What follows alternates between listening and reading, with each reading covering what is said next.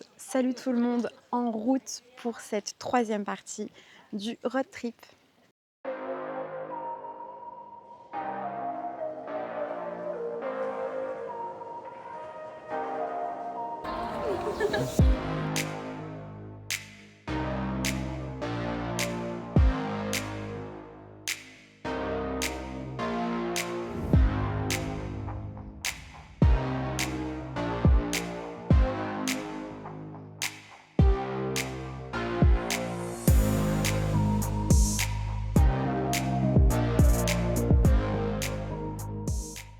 Et on commence tout de suite par vous montrer tout simplement l'arbre le plus grand du Japon. Voilà, c'est un camphrier, donc c'est le camphrier de Camus.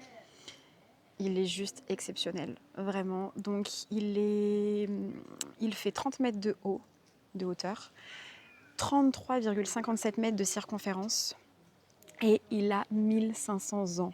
Il est juste extraordinaire. J'ai jamais vu un arbre aussi grand, aussi gros, aussi beau, vraiment. Il est incroyable. Vraiment. Il est trop beau.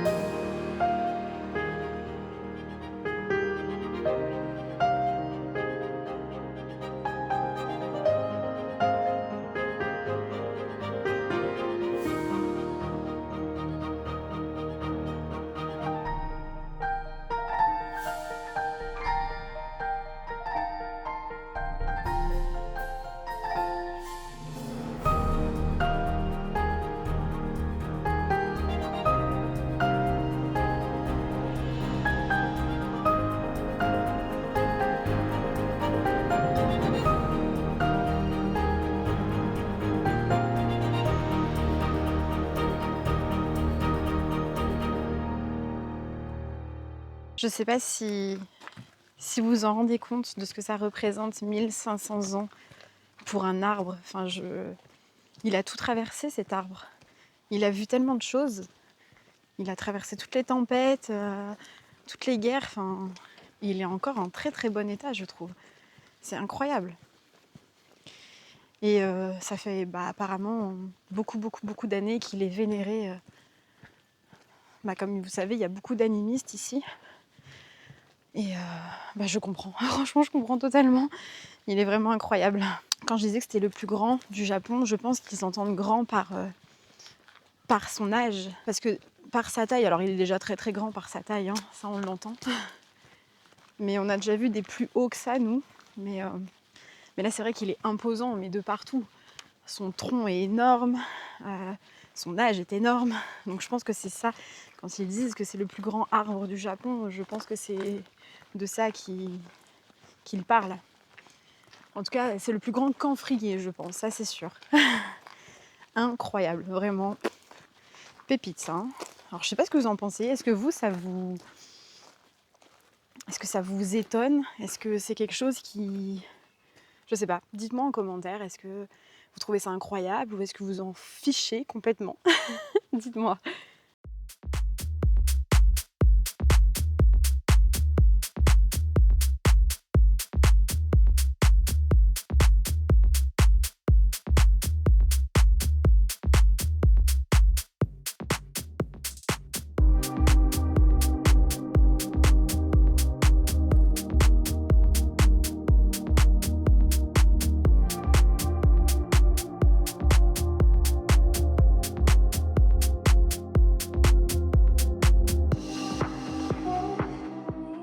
Bon, il faut qu'on vous explique un truc. Il vient de nous arriver encore des petites péripéties, mais pas des mauvaises, hein, des bonnes. On s'apprêtait à aller à un endroit là où on est actuellement.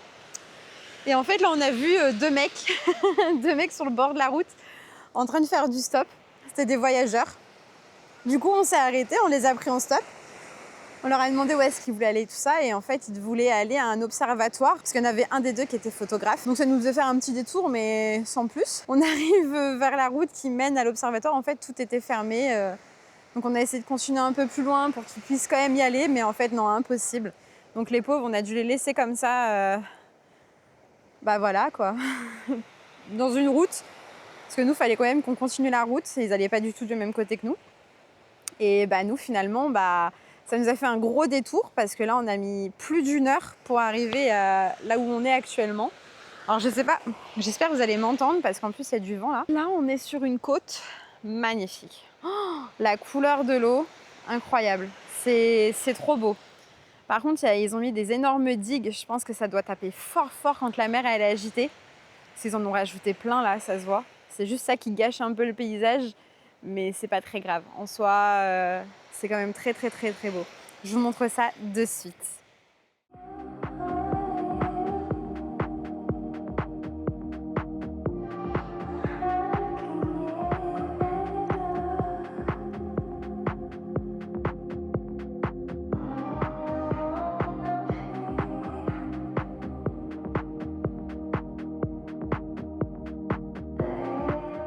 Petite update, vous voyez la plage que je vous ai montrée tout à l'heure, je disais qu'elle était incroyable.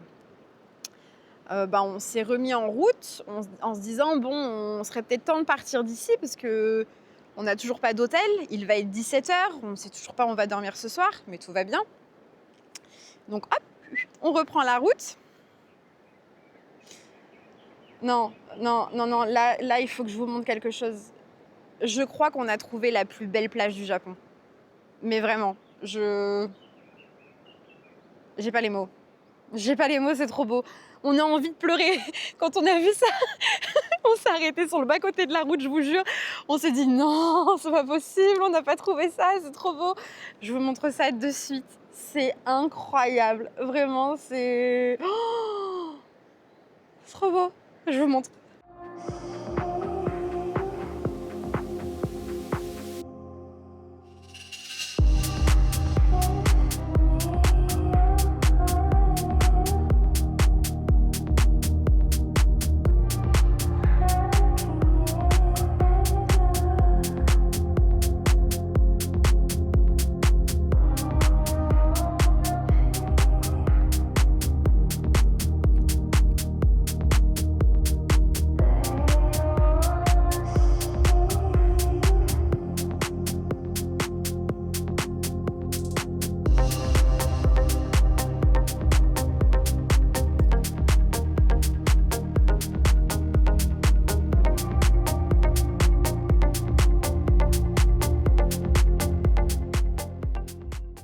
Salut tout le monde. Allez, nouvelle journée, grise malheureusement, mais c'est pas grave. Il pleut pas, c'est déjà ça. Et là, on vous emmène avec nous au Cap Toy. Et c'est un endroit donc, qui longe l'océan, enfin la mer, je sais pas. C'est magnifique. Et il y a des chevaux sauvages. Et c'est trop beau. Voilà. L'entrée est payante. Donc c'est comme un grand parc national, je pense. C'est 500 yens l'entrée. Franchement, nous on est véhiculés, on est deux. 500 yens pour tout ça, c'est vraiment pas cher. Et là, on fait un premier arrêt et on voit déjà des chevaux. C'est magique, c'est trop beau.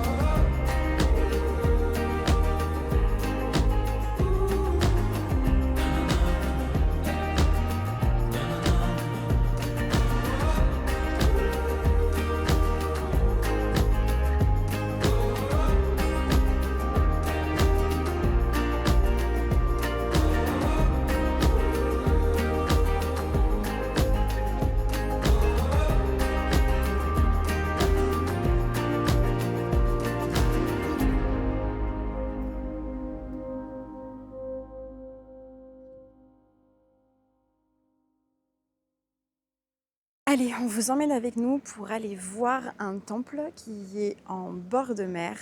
Et voilà. Donc je vous mettrai le nom directement en dessous à l'écran, parce que je ne l'ai plus en tête. Mais il a l'air incroyable. On va voir ça de suite.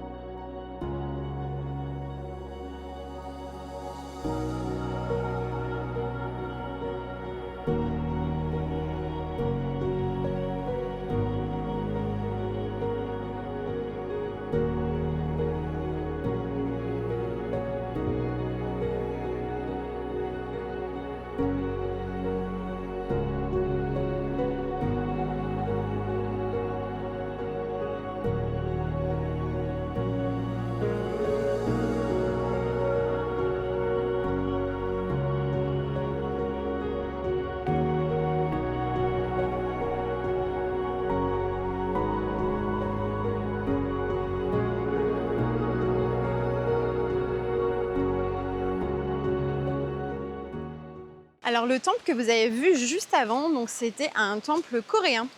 Parce qu'on est passé dans un ancien village coréen. J'ai essayé de vous remettre le nom, c'est pareil, je ne l'ai pas en tête. En tout cas, le temple était hyper beau, vraiment magnifique. Il avait de très jolies couleurs.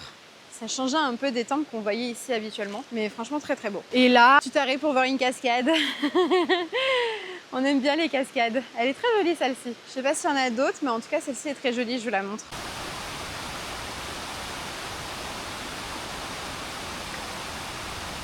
Bon, bah il y avait un chemin là qui continuait par là.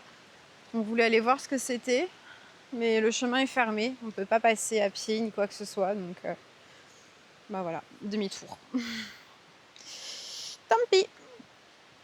On commence à avoir l'habitude là, c'est quand même la 3e fois en tout là depuis que à chaque fois on se retrouve dans des trucs où les chemins sont fermés. Pas de chance, c'est comme ça. C'est comme ça. Si c'est fermé, c'est qu'il y a une raison. Donc on va pas prendre de risques. Puis ben, on va reprendre la voiture et voilà, c'est parti.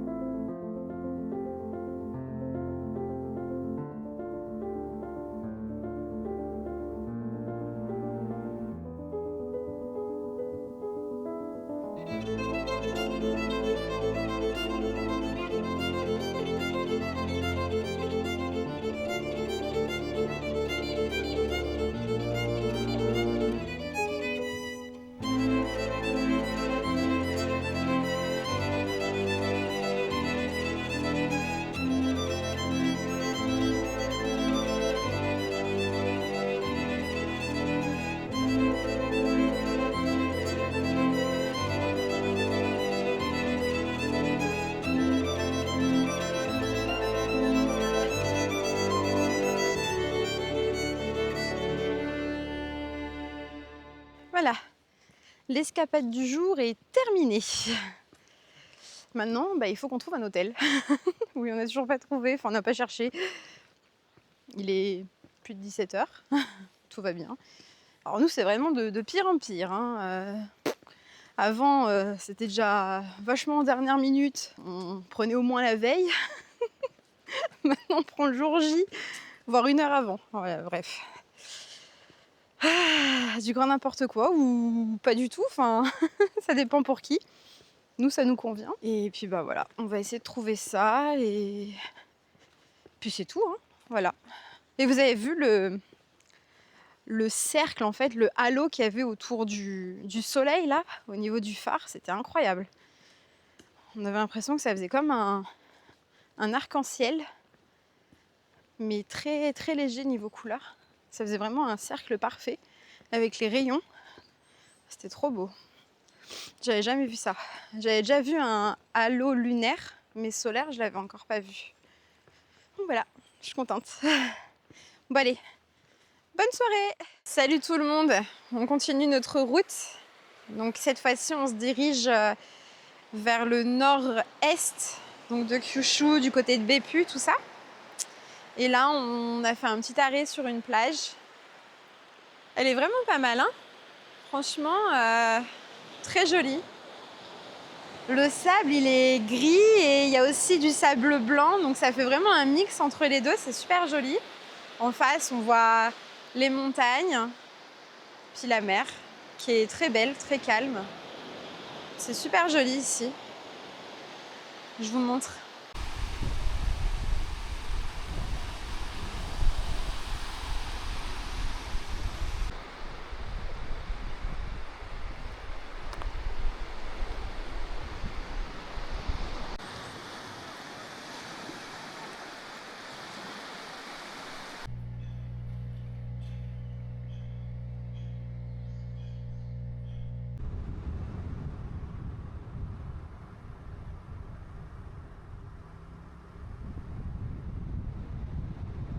Alors maintenant, nous sommes actuellement à Uzuki et on va aller voir un trésor national. Et ce sont des statues de Bouddha en pierre voilà, qui ont été retrouvées ici. Alors je regarde un peu en même temps tout ce qui est autour de moi. C'est très mignon. Et voilà, on va aller voir ça. Donc l'entrée est payante, c'est 550 par personne. Et voilà. Mais c'est très grand, il y a pas mal de choses à voir même dans les environs là. On peut se balader dans le petit village et tout. Donc voilà, c'est cool.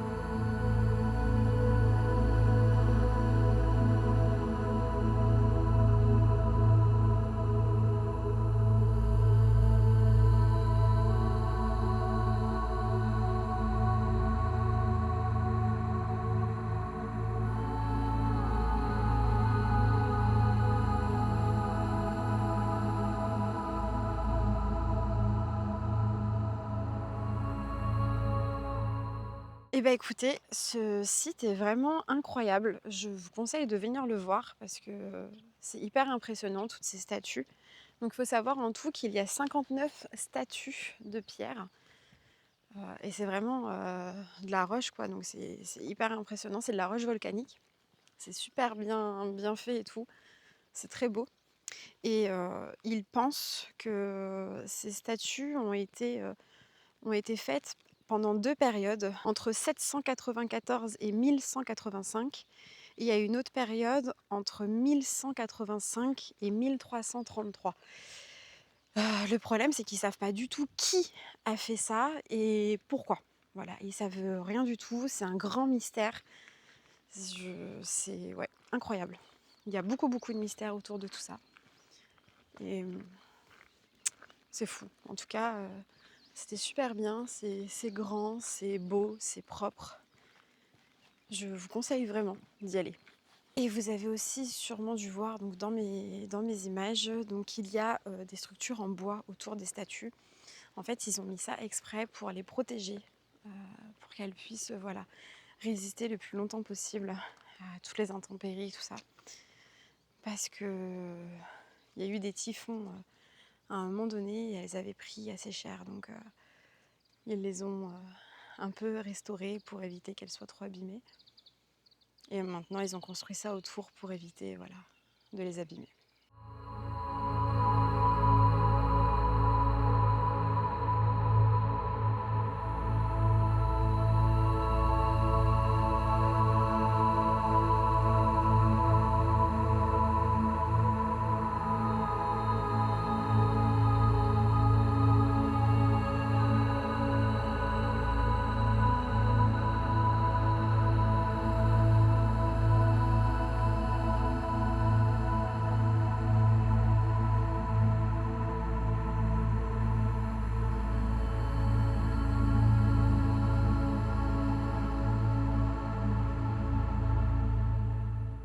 Oh bah nous voilà maintenant dans la ville de Oita. Je pense que ça se dit comme ça. On est arrivé tout à l'heure là.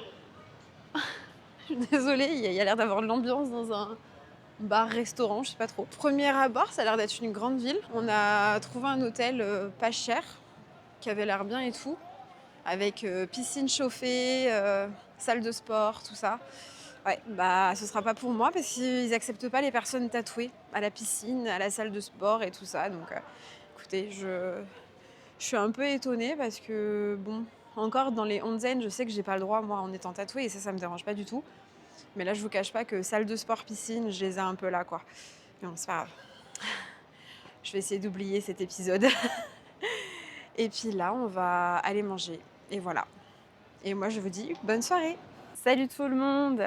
Allez, nouvelle journée. Aujourd'hui, on vous emmène avec nous donc aller découvrir les enfers de Beppu. Voilà. Donc c'est, je pense, la même chose que Unzen, qui a des sources chaudes. Sauf que cette fois-ci, c'est à Beppu. Voilà, tout simplement. Alors déjà, le parking a l'air gratuit au premier abord.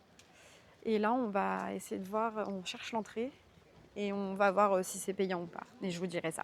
Ça y est, on a trouvé l'entrée. Alors, il faut savoir que c'est hyper grand. Il y a, on va dire, 7 enfers en tout à voir. Donc, c'est un grand parcours et tout n'est pas dans un seul endroit. Et donc, c'est payant. Chaque truc est payant et il y a un tarif si on fait tout, le complet. Donc nous on a pris l'ensemble complet, donc les 7, et c'est 2400 yens par personne. Ils disent sur le papier que apparemment ça met à peu près 2 heures pour tout voir. Donc on va voir ça. Bon, déjà c'est beaucoup plus connu que Unzen, il y a beaucoup plus de monde. Mais là on arrive du coup dans un des premiers et écoutez, le jardin est très joli, c'est super bien aménagé, il y a plein de fleurs partout, c'est très joli. Voilà, je vous montre ça.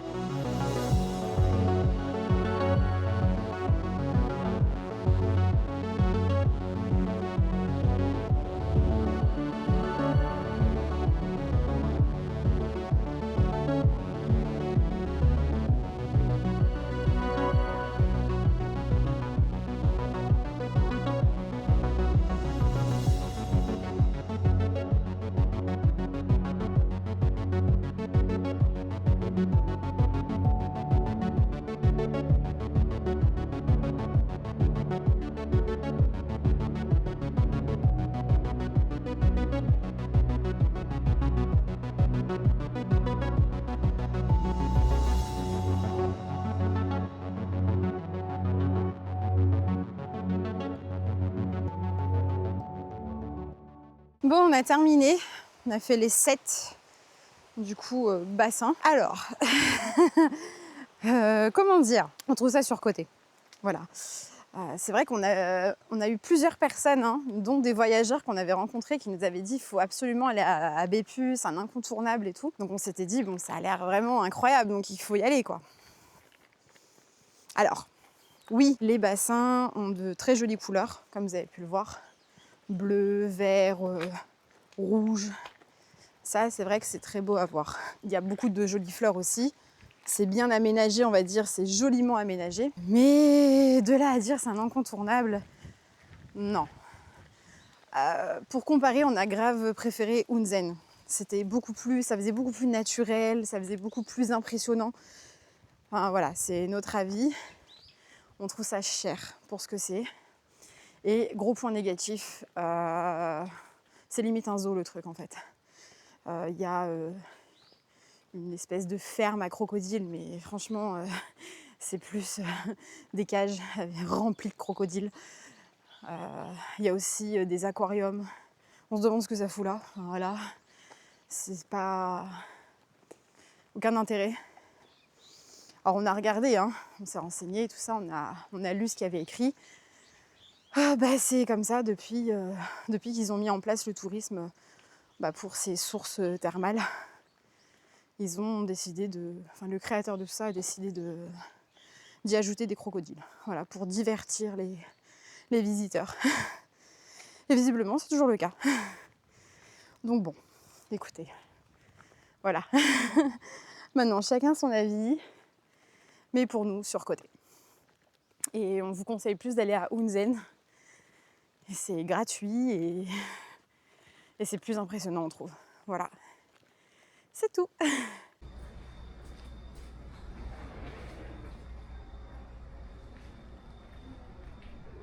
Bon allez, là on a continué la route jusqu'à Youfouine. Ça avait l'air d'être un petit village sur les photos qu'on a vues, mais visiblement ça a l'air beaucoup plus grand. Mais je pense que le principal intérêt, c'est la rue où je me trouve actuellement. On vient juste d'arriver, on voit juste qu'il y a une tonne de monde. On ne sait pas du tout ce qu'il y a à voir ici, si c'est bien, pas bien. Voilà, on ne sait pas. On ne sait pas du tout. On va voir ça en même temps que vous, quoi.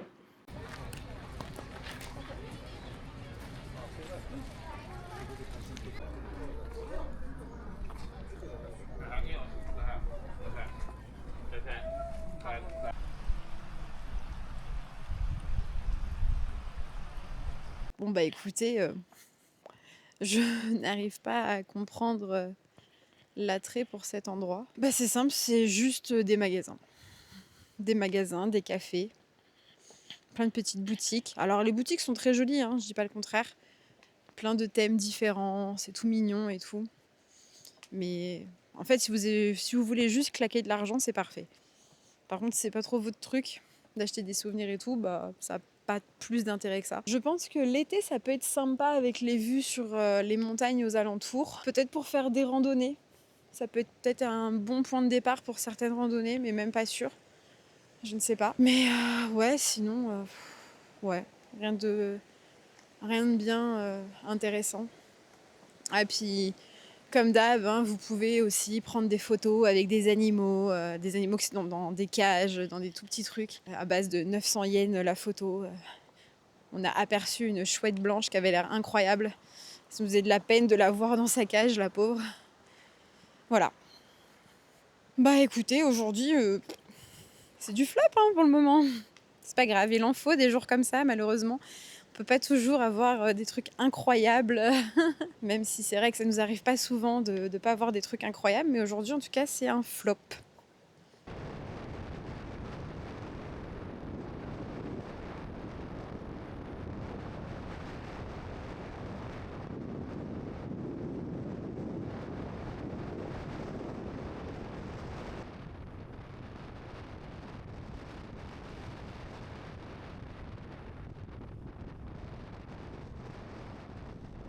Salut tout le monde. Bon, comme vous pouvez le voir, nous sommes actuellement en voiture. Et on a, on va dire, changé d'avis au dernier moment sur la suite donc de ce road trip. Donc comme vous le savez, on est en road trip sur l'île de Kyushu, qui est relativement grande. On a loué la voiture pour 1 mois. On doit la rendre le 25 avril. Et actuellement, nous sommes le 14 avril. Donc il nous reste 11 jours. Et on est déjà en haut de l'île de Kyushu, enfin on est du côté de Beppu. Finalement, il nous reste quasiment rien pour retourner jusqu'à Fukuoka, et donc 11 jours, c'est beaucoup trop pour faire ce qui reste. Et on n'a pas envie de passer 11 jours à Fukuoka. Donc, on a pris une décision, on va prendre un ferry avec la voiture, bien sûr. On va aller sur l'île de Shikoku. Voilà, donc c'est une île qui se trouve en dessous Hiroshima et en face de Kyushu. Donc voilà, on s'est dit que ça pourrait être pas mal. On va voir. On ne sait pas du tout ce qu'on va voir là-bas. On ne sait pas si l'île est grande, petite. On n'en sait rien. Mais voilà, ça va donner une autre dynamique encore au voyage, je pense. Et puis du coup, je vais clôturer cette vidéo maintenant. Et je vous referai une autre vidéo donc sur l'île de Shikoku. Ou pas, je ne sais pas, on verra. Allez, salut!